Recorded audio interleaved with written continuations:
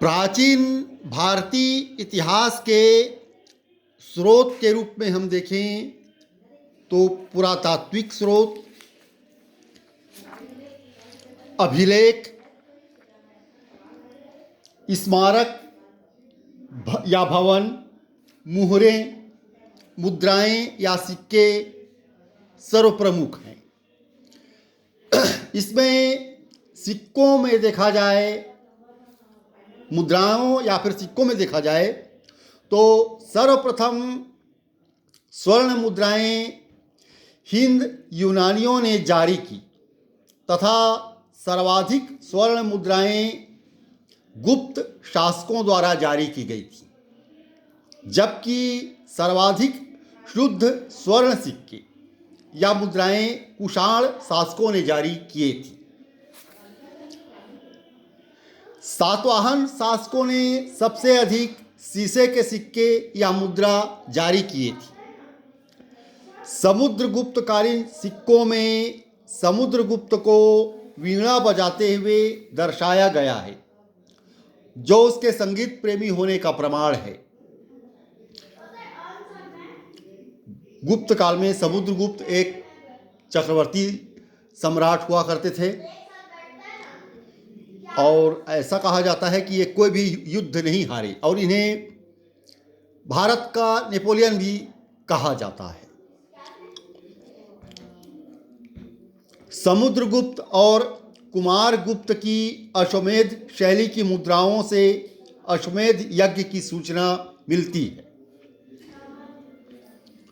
जैसे सिक्कों से, मुद्राओं से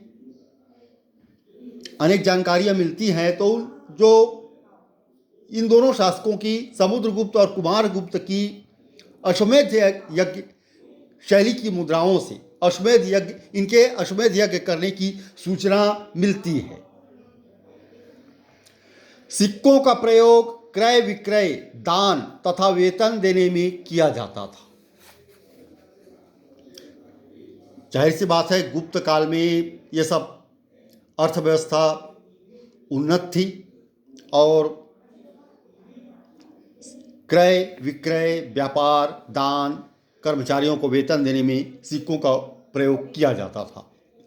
चंद्रगुप्त द्वितीय विक्रमादित्य की व्याघ्र शैली मुद्राओं से उसकी पश्चिम भारत विजय की जानकारी मिलती है। प्राचीनतम सिक्के सोने, चांदी, तांबे, कांसे, शीशे से निर्मित होते थे। इन सिक्कों पर केवल चिन्ह उत्कीर्ण हैं, कोई लेख नहीं है। ये सिक्के ईसा पूर्व 5वीं सदी के हैं। इन सिक्कों को पंचमार्क या आहत सिक्के कहा जाता है। इसके अलावा भारतीय इतिहास के स्रोतों में मूर्तियों का भी महत्वपूर्ण स्थान है। मूर्तियों के निर्माण की शुरुआत सिंधु सभ्यता से शुरू हो गई थी। यह सांस्कृतिक तथा कला संबंधी ऐतिहासिक स्रोत हैं, जिनसे जनसाधारण के जीवन व धार्मिक प्रवृत्तियों का विवरण मिलता है। गांधार कला एवं मथुरा कला मूर्ति कला की प्रमुख शैलियाँ थीं। मथुरा कला को पूर्णतः स्वदेशी, जबकि गांधार कला पर विदेशी प्रभाव है। सारनाथ, भरहुत, बोधगया एवं अमरावती मूर्तिकला के अन्य प्रमुख केंद्र थे। कलात्मक प्रगति की जानकारी मृद्भांडों से मिलती है। हड़प्पा काल के लाल मृद्भांड, उत्तर वैदिक काल की पहचान चित्रित धूसर मृद्भांड से की जाती है। चित्रकला का भी प्रमुख स्थान है भारतीय इतिहास के स्रोत के रूप में। चित्रकला से काल विशेष के जीवन की उन्नति तथा भावुकता का पता चलता है। प्राक ऐतिहासिक गुफाओं, विशेषकर भीमबेटका मध्य प्रदेश से पूर्व ऐतिहासिक काल की सांस्कृतिक विविधता पर प्रकाश पड़ता है।